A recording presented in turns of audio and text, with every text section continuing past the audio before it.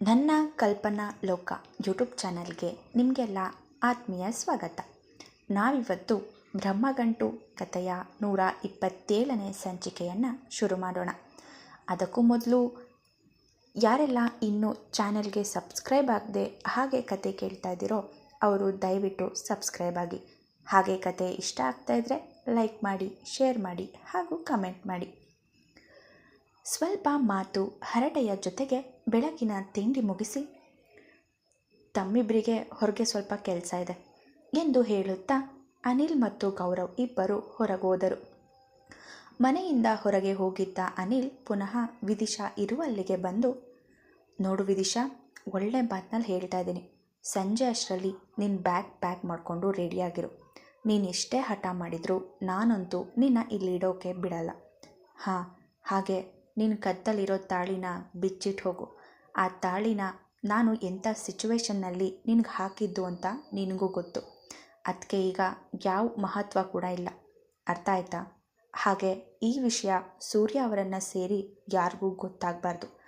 ಎಲ್ಲರ ಹತ್ರ ನಂಗೆ ಮದುವೆ ಆಗಿದೆ ಅಂತ ಹೇಳ್ಕೊಂಡು ಬಂದರೆ ಸರಿ ಇರಲ್ಲ ಎನ್ನುವ ಎಚ್ಚರಿಕೆ ಕೊಟ್ಟಿನೇ ಹೊರಗೆ ಹೋಗಿದ್ದ.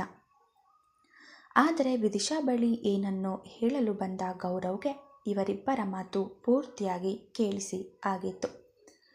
ಎಲ್ಲವನ್ನು ಎತ್ತಿಟ್ಟು ತೊಳೆದು ಅಡುಗೆ ಮನೆ ಸ್ವಚ್ಛ ಮಾಡಿ ರೂಮಿಗೆ ಬಂದವಳಿಗೆ ಅನಿಲ್ ಆಡಿದ ಮಾತುಗಳು ಈಗ ಮತ್ತೆ ನೆನಪಿಗೆ ಬಂದಾಗ ಅವಳ ಅರಿವಿಲ್ಲದೆ ಕಣ್ಣೀರು ಕೆನ್ನೆಯ ಮೇಲೆ ಜಾರಿತು. ಅದರ ಪಾಡಿಗೆ ಅದನ್ನು ಜಾರಲು ಬಿಟ್ಟು ಅನಿಲ್ ನಡೆದುಕೊಂಡ ರೀತಿಯನ್ನೇ ಯೋಚಿಸುತ್ತಾ ಕುಳಿತಳು. ಸ್ವಲ್ಪ ಸಮಯದಲ್ಲೇ ಕೆನ್ನೆಯ ಮೇಲಿನ ಕಣ್ಣೀರನ್ನು ಯಾರೋ ಒರೆಸಿದಾಗ ಯೋಚನೆಯಿಂದ ಹೊರಬಂದು ನೋಡಿದಳು. ಅಲ್ಲಿ ಅವಳನ್ನೇ ದೀರ್ಘವಾಗಿ ಗಮನಿಸುತ್ತಾ ರಾಮಕ್ಕ ಕುಳಿತಿದ್ದರು. ಬೆಳಿಗ್ಗೆಯಿಂದ ಲವಲವಿಕೆಯಿಂದ ಓಡಾಡುತ್ತಿದ್ದವಳು ಈಗ ಇಷ್ಟೊಂದು ಅಳುತ್ತಿರುವುದನ್ನು ನೋಡಿ ಗಾಬರಿಯಾಗಿತ್ತು. ಮಗಳೇ, ಯಾಕವ್ವ ಈ ಕಣ್ಣೀರು? ಇಷ್ಟೊತ್ತು ಚೆನ್ನಾಗಿದ್ದೆ ಅಲ್ವಾ ಎಂದು ಕೇಳಿದವರಿಗೆ ಉತ್ತರ ಕೊಡದೆ ಅವರ ಮಡಿಲಲ್ಲಿ ತಲೆ ಇಟ್ಟು ಮಲಗಿದಳು. ಅತ್ತೆ, ನನಗೆ ಅವರಂದರೆ ಪ್ರಾಣ. ಅವನನ್ನು ನನ್ನ ಜೀವಕ್ಕಿಂತ ಹೆಚ್ಚಾಗಿ ಪ್ರೀತಿಸ್ತೀನಿ. ಅವನಿಗಾಗಿ ನನ್ನನ್ನು ನಾನೇ ಬದಲಾಯಿಸ್ಕೊಂಡಿದ್ದೀನಿ. ನಿಮ್ಮ ಮಗನನ್ನು ಬಿಟ್ಟು ಬದುಕೋ ಶಕ್ತಿ ನನ್ನಲ್ಲಿಲ್ಲ. ಅವ್ರ ಮೇಲಿಟ್ಟಿರೋ ಪ್ರೀತಿ ಸುಳ್ಳಲ್ಲ ಅತ್ತೆ. ಆದರೆ ನನ್ನ ಪ್ರೀತಿ, ನನ್ನ ಭಾವನೆಗಳು, ನನ್ನ ಬದಲಾವಣೆ ಯಾವುದೂ ಅವನ ಕಣ್ಣಿಗೆ ಕಾಣ್ತಾ ಇಲ್ಲ. ಅವನಿಗಿನ್ನೂ ನನ್ನ ಹಳೆ ವಿದಿಶಾ ಆಗಿನೇ ಕಾಣ್ತಿದ್ದೀನಿ. ಅವನನ್ನು ಬಿಟ್ಟು ಹೋಗೋಕೆ ಇಷ್ಟ ಇಲ್ಲದೆ ನಾನು ಈ ರೀತಿ ಮಾತಾಡಿದ್ದಷ್ಟೆ. ಆದರೆ ಅವನನ್ನು ಅಧೀರ ದೃಷ್ಟಿಯಲ್ಲಿ ಕೆಟ್ಟವನನ್ನಾಗಿ ಮಾಡಬೇಕು ಅಂತ ನಾನು ಯಾವತ್ತೂ ಅಂದ್ಕೊಂಡಿಲ್ಲ ಎಂದಳು ಬಿಕ್ಕುತ್ತಲೇ. ತನ್ನ ಮಗನನ್ನು ಇಷ್ಟೊಂದು ಪ್ರೀತಿಸುವ ಅವಳ ರೀತಿಗೆ ಏನು ಹೇಳೋದು ಅನ್ನೋದೇ ತಿಳಿಯಲಿಲ್ಲ ರಾಮಕ್ಕನಿಗೆ. ನೋಡು, ನೀನು ಅವನನ್ನು ಹೆದರಿಸೋಕೆ ನಿನ್ನ ಮೇಲೆ ನೀನೇ ಕಳಂಕ ಹೊತ್ಕೊಳ್ಳೋ ಮಾತು ಆಡಿದ್ಯಲ್ಲ, ಅದಕ್ಕೆ ಅವನಿಗೆ ಕೋಪ ಬಂದಿತ್ತು. ಹೆಣ್ಣಿನ ಮೇಲೆ ಒಂದು ಸಲ ಕಳಂಕ ಬಂತು ಅಂದರೆ ಅದು ಜೀವನ ಪೂರ್ತಿ ಅಳಿಸೋಗಲ್ಲ. ಇನ್ಮೇಲೆ ತಮಾಷೆಗೂ ಆ ರೀತಿಯೆಲ್ಲ ಮಾತಾಡಬೇಡ. ಅದನ್ನೆಲ್ಲ ಅವನು ಸಹಿಸಲ್ಲ. ಅವನನ್ನು ನೀನು ಇಷ್ಟೇನ ಅರ್ಥ ಮಾಡ್ಕೊಂಡಿರೋದು? ನಿನ್ನನ್ನು ಇಲ್ಲಿಂದ ಕಳಿಸೋಕೆ ಒಂಟಿಗಾಲಲ್ಲಿ ನಿಂತಿದ್ದಾನೆ ಅಂದರೆ ಅದಕ್ಕೂ ಒಂದು ಕಾರಣ ಇರಬೇಕಲ್ವಾ? ಪ್ರೀತಿಸಿದರೆ ಇಷ್ಟಪಟ್ಟರೆ ಮಾತ್ರ ಸಾಲದು. ಅವನು ಒಂದೊಂದು ಮಾತಿನ ಹಿಂದೆ ಅಡಗಿರೋ ಭಾವನೆಗಳನ್ನು ಅರ್ಥ ಮಾಡ್ಕೋಬೇಕು. ಒರಟಾಗಿ ಮಾತಾಡುವವರ ಮನಸ್ಸಲ್ಲಿ ಪ್ರೀತಿ ಕಾಣಿಸ್ತಿರ್ಬೋದು, ಆದರೆ ಅದರ ಹಿಂದೆ ಕಾಳಜಿ ಅಂತೂ ಇದ್ದೇ ಇರುತ್ತೆ. ನಿನ್ನನ್ನು ಇಲ್ಲಿಂದ ಹೋಗು ಅಂತಿರೋದು ನಿನ್ನನ್ನು ದೂರ ಮಾಡಬೇಕು ಅಂತಲ್ಲ, ಯಾವುದೋ ಅನಿವಾರ್ಯತೆಯಿಂದ ಹಾಗೆ ಹೇಳ್ತಾ ಇದ್ದಾನೆ. ಅದನ್ನು ಅವನು ಬಾಯಿ ಬಿಟ್ಟು ಹೇಳದೆ ಹೋದರೂ ಅವನು ಆಡಿದ ರೀತಿಯಲ್ಲೇ ನನಗೆ ಅರ್ಥ ಆಯಿತು. ಜೊತೆಗೆ ನಿನ್ನ ಬದಲಾವಣೆ ಅವನ ಗಮನಕ್ಕೆ ಬಂದಿದೆ. ನೀನು ಅವನ ಮೇಲೆ ಇಟ್ಟಿರೋ ಪ್ರೀತಿ ಎಷ್ಟು ಪರಿಶುದ್ಧ ಅನ್ನೋದು ನನಗಿಂತ ಅವನಿಗೆ ಚೆನ್ನಾಗಿ ಗೊತ್ತು. ಆದರೆ ಗೊತ್ತಿದ್ರೂ ಗೊತ್ತಿಲ್ಲದಂತೆ ಇರೋದಕ್ಕೆ ಕಾರಣ ಏನು ಅನ್ನೋದನ್ನು ಅವನೇ ಹೇಳಬೇಕು.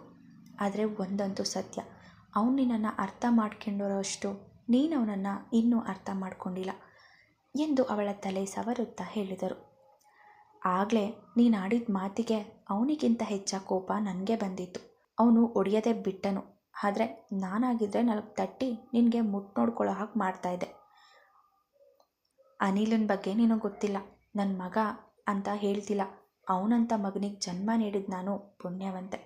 ಅವರಪ್ಪ ತೀರೋದು 2 ವರ್ಷಕ್ಕೆ ನನಗೆ ಮದುವೆ ಮಾಡ್ಸೋಕೆ ನೋಡ್ದಾಗ ಗೊತ್ತಾ, ನಾನೊಬ್ಬಳೇ ಕೊನೆವರೆಗೂ ಜೀವನ ನಡೆಸಬಾರ್ದು ಅಂದ್ಕೊಂಡು ನನಗೆ ಮರು ಮದುವೆ ಮಾಡಿಸೋಕೆ ನೋಡ್ದವನ ಮೇಲೆ ಅಂತ ಆಪಾದನೆ ಹೊರ್ಸೋಕೆ ಹೋಗಿದ್ದು ತಪ್ಪಲ್ವಾ? ಜನ್ಮ ನೀಡಿದವಳನ್ನು ಒಬ್ಬಂಟಿಯಾಗಿ ಬದುಕೋಕೆ ಬಿಡಲಿಲ್ಲ ಅವನು, ಇನ್ನು ನೀನನ್ನು ಬಿಟ್ಬಿಡ್ತಾನಾ ಎಂದು ವಿದಿಶಾಳಿಗೆ ಮರು ಪ್ರಶ್ನೆ ಎಸೆದರು.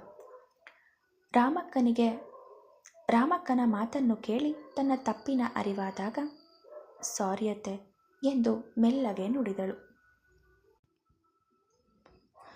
ಮರುಕ್ಷಣವೇ ಕಣ್ಣರಳಿಸಿ ಅವರನ್ನೇ ನೋಡುತ್ತಾ, ನಿಜಾನ ಅತ್ತೆ?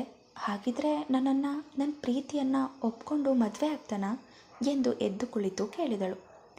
ನಿನ್ನ ಪ್ರೀತಿಯನ್ನು ಒಪ್ಕೊಂಡು ಕೈ ಹಿಡಿತಾನೋ ಬಿಡ್ತಾನೋ ಅದು ನಂಗೆ ಗೊತ್ತಿಲ್ಲ, ಅದು ಅವನಿಗೆ ಮತ್ತೆ ನಿನಗೆ ಬಿಟ್ಟಿದ್ದು ಎಂದವರು ನಂತರ, ಸೂರ್ಯ ಅನಿಲ್ ಹೊರಗೋಗಿದ್ದಾರೆ, ಸಂಜೆ ಬರ್ಬೋದು, ಅಷ್ಟರಲ್ಲಿ ನಾನು ತೋಟದವರೆಗೂ ಹೋಗಿ ಬರ್ತೀನಿ, ನೀನು ಊರಿಗೆ ಹೋಗೋಕ್ಕೆ ಬಟ್ಟೆ ಪ್ಯಾಕ್ ಮಾಡ್ಕೊಬಿಡು, ಅಲ್ಲಿವರೆಗೂ ಹುಷಾರಾಗಿ ಬಾಗಿಲು ಹಾಕ್ಕೊಂಡಿರೋ ಎಂದು ಹೇಳಿ ಎದ್ದು ಹೋಗುವವರನ್ನು ತಡೆದು ಕೂರಿಸಿಕೊಂಡು ಕೇಳಿದಳು.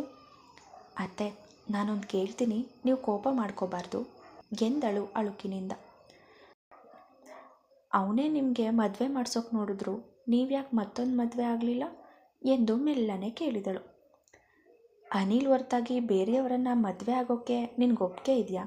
ನಿನ್ನ ಕೊರಳಲ್ಲಿ ತಿಳಿದೇ ಹಾಕಿರೋ ಅವನ ಹೆಸರಿನ ತಾಳಿಯನ್ನು ತೆಗೆದು ಅವನ ಸ್ಥಾನವನ್ನು ಬೇರೆಯವರಿಗೆ ಬಿಟ್ಕೊಡಲು ನಿನ್ನ ಮನಸ್ಸು ಒಪ್ಕೊಳ್ಳುತ್ತಾ ಎಂದಾಗ ಅವರ ಮಾತಿನಿಂದ ಬೆಚ್ಚಿ ಬಿದ್ದಳು ವಿದಿಶಾ. ಅತ್ತೆ, ಏನು ಹೇಳ್ತಾ ಇದ್ದೀರಾ?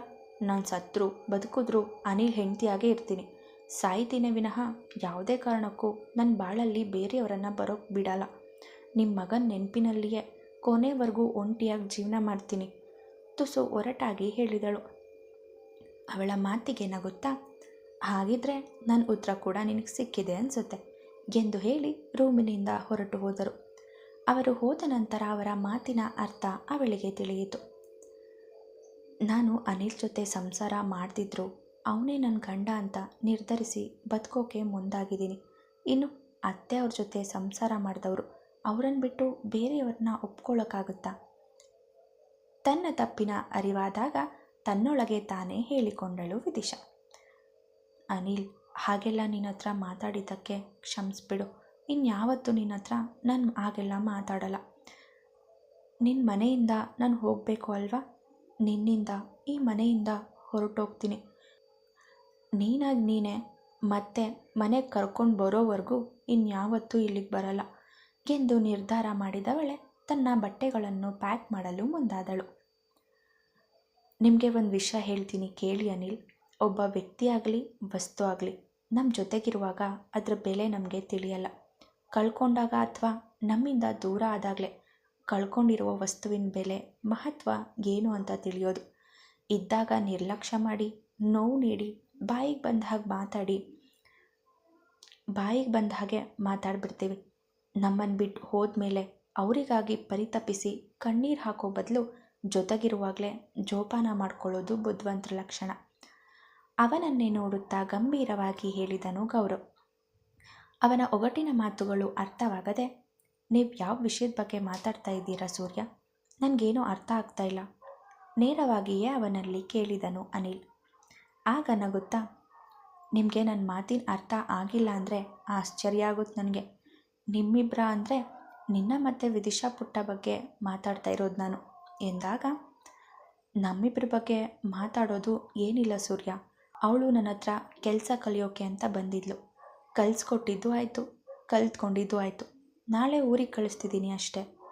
ಶಾಂತವಾಗಿ, ಅಷ್ಟೇ ಗಂಭೀರವಾಗಿ, ಯಾವ ಭಾವನೆಗಳನ್ನು ಹೊರಗೆ ತೋರಿಸಿಕೊಳ್ಳದೆ ಅನಿಲ್ ಸಹ ಹೇಳಿದನು. ಹೌದಾ? Wow, super. ಕೆಲಸ ಕಲಿಯೋದಕ್ಕಷ್ಟೇ ವಿದಿಶಾ ಇಲ್ಲಿ ಅಲ್ಲಿಂದ ಇಲ್ಲಿಗೆ ಬಂದಿಲ್ಲ? ಗಡುಸಾಗಿ ಗೌರವ್ ಪ್ರಶ್ನಿಸಿದನು. ಹೌದು, ಅನಿಲ್ ಸಹ ಅಷ್ಟೇ ವೇಗವಾಗಿ ಉತ್ತರಿಸಿದ. ನೀವು ವೃತ್ತಿಯಲ್ಲಿ ವಕೀಲರು, ಅನ್ಯಾಯಕ್ಕೊಳಗಾದ ಎಷ್ಟೋ ಹೆಣ್ಮಕ್ಳಿಗೆ ನ್ಯಾಯ ಕೊಡಿಸೋ ಒಳ್ಳೆ ಮನುಷ್ಯ. ಅವ್ರ ಕಣ್ಣಿಗೆ ಕರಗಿ ತಪ್ಪು ಮಾಡಿದವ್ರಿಗೆ ಶಿಕ್ಷೆ ಕೊಡಿಸಿ ಕತ್ಲಲ್ಲಿರೋ ಹೆಣ್ಮಕ್ಳನ್ನು ಬೆಳಕಿಗೆ ತಂದವರು. ಆದರೆ ನಿಮ್ಮಿಂದ ಒಂದು ಹೆಣ್ಣಿಗೆ ಅನ್ಯಾಯ ಆದರೆ ಏನು ಮಾಡಬೇಕು?